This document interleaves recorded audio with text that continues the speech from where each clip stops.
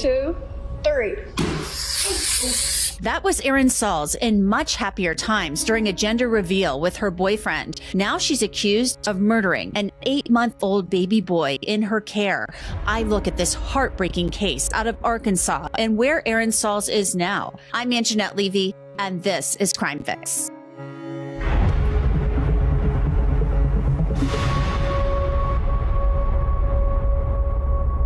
You know, there's a reason that Morgan & Morgan is America's largest personal injury law firm. It's because the firm fights for its clients and wins a lot. The firm has more than 1,000 lawyers that have recovered $25 billion from more than 500,000 clients. Just in the last few months, a client in Florida got $12 million when the insurance company offered just $350,000. In Pennsylvania, another client won $26 million. That was 40 times the insurer's offer. Morgan & Morgan makes it really easy to fight for what you deserve. You can even start a claim from your phone. So if you are ever injured, you can start a claim at forthepeople.com/crimefix.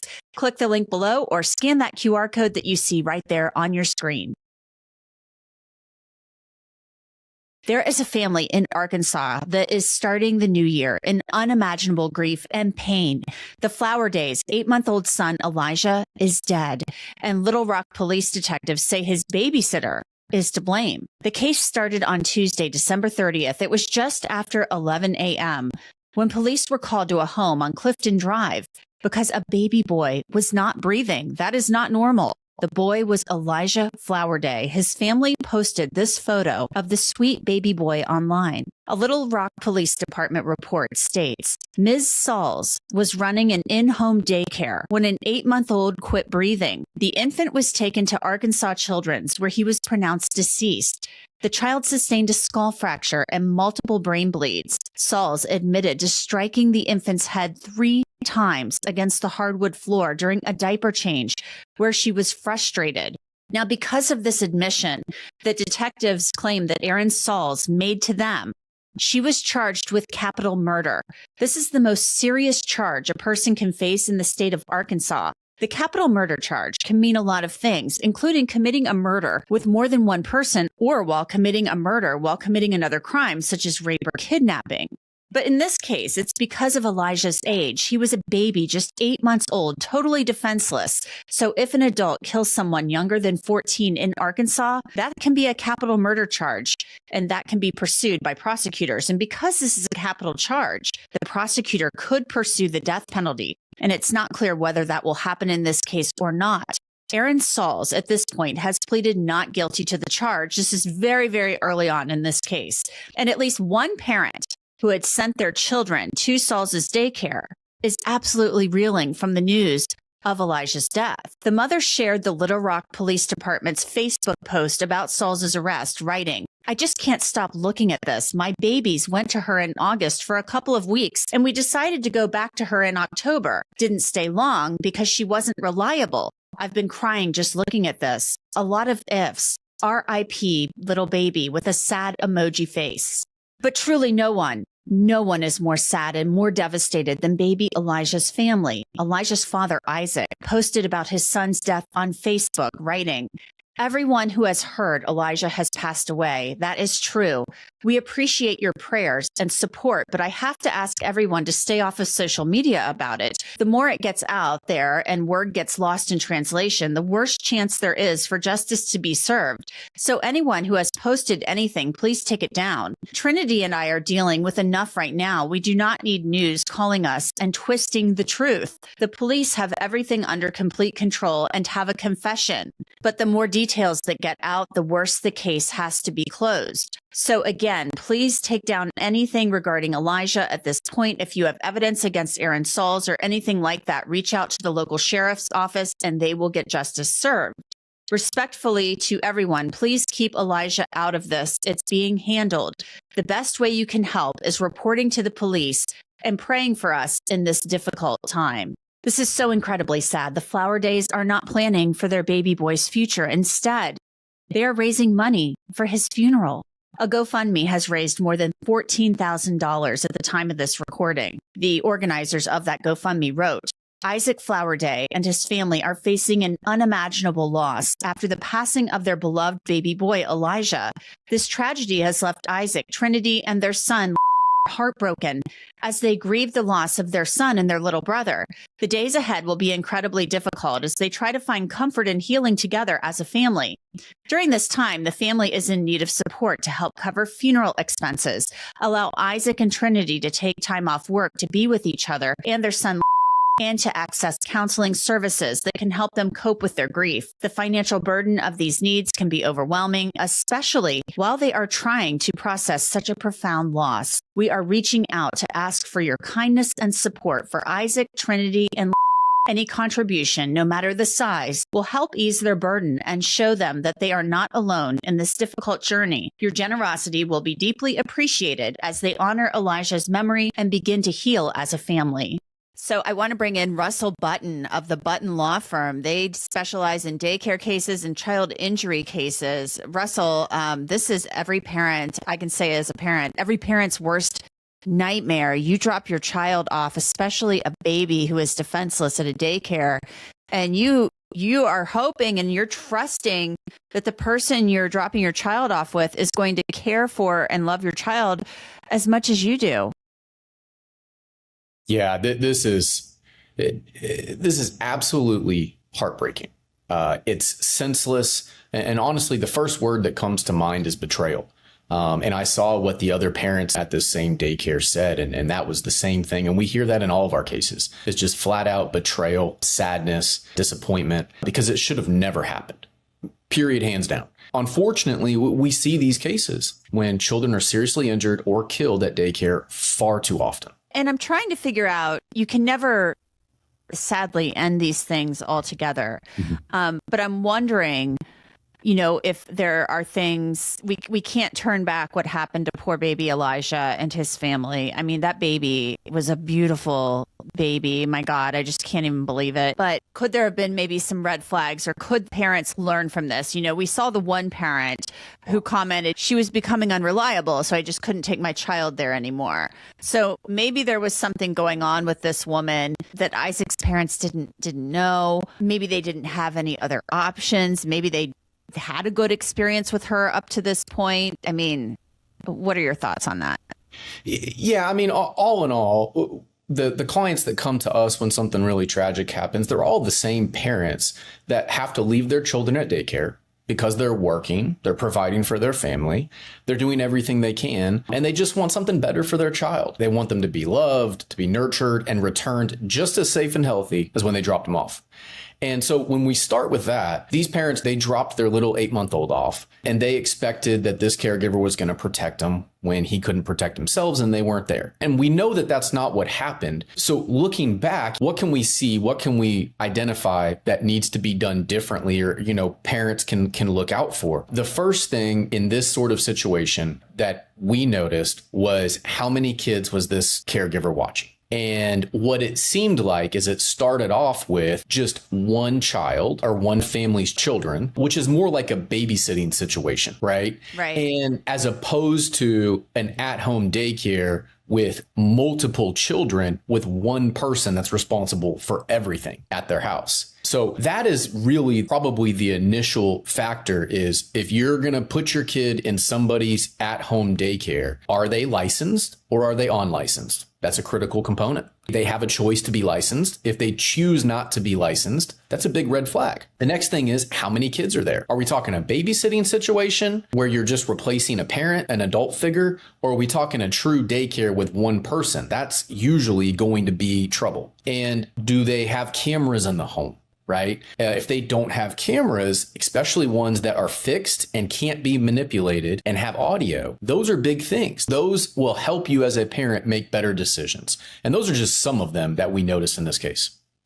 So one person running a daycare at home, that's not really, you could be licensed to do that, but that's not really a daycare, per se. That's more, you're calling it a babysitting situation. And that's maybe something you'd want to try to avoid unless you know the person really, really well.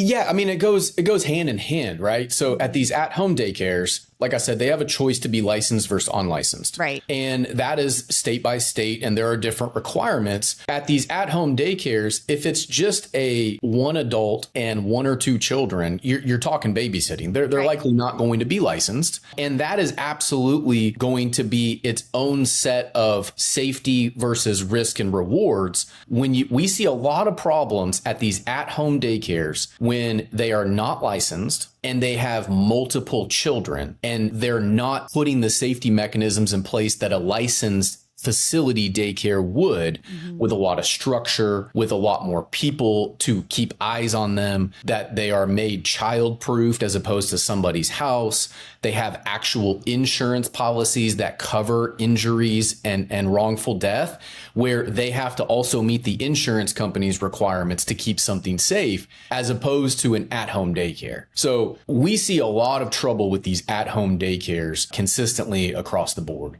I'm guessing, this is just a wild guess on my part, and I think I'm probably right, and I'm guessing this woman was not licensed and did Correct. not have insurance. That's what we've seen. Yeah. I'll take the license part. From what we can tell, she was unlicensed. I don't represent any of the families in this case, so I don't specifically have firsthand knowledge of whether or not she was licensed or not from the state. And sometimes these at-home daycares, they will get licensed and then they decide, you know what, that's too much red tape to go through. Right. I don't want to do this licensing anymore. And nobody's looking over my shoulder. So it's one of our missions in our daycare and child injury at our firm here to make a requirement that if you're going to be more than a babysitter, you have to be licensed. And the second one on that is to have an insurance policy. On these cases, a lot of times they may have a homeowner's policy. If they're operating at a rental property, maybe they have a renter's insurance policy. But if they're doing more than babysitting, they're typically running a business. And do they have insurance? If they don't, it's no different. The analogy I always give to parents is that's like an uninsured driver driving on our roads, right? They're an uninsured daycare operating and responsible for your pride and joy, our next generation, you know? And that's just a recipe for failure, typically. I want to talk now about the specific allegations in this case. The police, according to the report, have a confession. That's the claim. And they claim that Erin Sauls said that she was changing Elijah's diaper. She got frustrated. She had a headache and she slammed his head against a hardwood floor.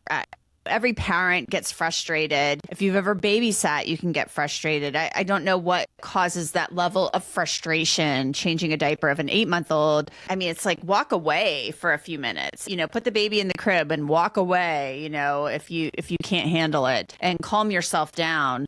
But that's a really awful thing. And she's charged with capital murder. They could pursue the death penalty in this case, and they may. We just don't know what the prosecutor will decide. But this sounds like a very, just a horrific thing to do to a defenseless baby over becoming frustrated and then having a headache. We see it time and time again. And it doesn't matter if it's a babysitting situation, an at-home daycare with one person, just like this case, or even at a licensed facility. These caregivers, some are really great. Some are awesome and they love these children and you want them to be involved with your child. And then others, they may be in it for the wrong reasons. They're just trying to get a check. They're trying to have a 9 to 5. Here, it seemed like she was a daycare worker. She had her own child. She was doing it more like a babysitting. And then they start to put profits over safety and they start adding kids without understanding the risk that comes with that. You've got multiple little active toddlers and infants that you're responsible for. Who's not going to be overwhelmed? That's like one parent and 10 little kids that are just running around that you got to do everything for, feed, change their diapers, and also supervise them. So when you're mixing ages, you got multiple kids, we see them getting overwhelmed in every setting. And that's what's really scary about this situation. And that was the most alarming part, is if you're going to do this, if you're going to be responsible for kids, do it right. And here at these at-home daycares, and this is something for parents out there everywhere, whether it's a babysitting situation or an at-home daycare, you want to make sure what is in place there if the person that's responsible gets overwhelmed, because it could happen and it's going to happen. Is there another adult And do you know that person? Have they informed you of who that person is? Do they have somebody they can phone a neighbor real quick to come over and give them a break, like you had mentioned, just step away from the situation? So what's in place at these daycares to make sure when you have an overwhelmed caregiver, what's the buddy system? What's going to help prevent anything like this from ever happening? But let's make sure we're very clear about this. No amount of being overwhelmed or frustrated with a child in any way, shape, or form should this ever happen. A child should never be repeatedly slammed down, no matter how frustrated and overwhelmed you are as a parent or an adult. It should just never happen. So no doubt, even those safety protocols being put in place, this should never have happened. What recourse do the parents have? I mean, obviously there's accountability being pursued through the criminal courts. But they could file a civil suit. But I'm assuming Ms. Sauls is not somebody of means, and I'm guessing there was no insurance. So what recourse do they have aside from the criminal courts? Yeah, what options do these parents have is one of the big ones we get all the time. I mean, we're handling several wrongful death cases, tragically now.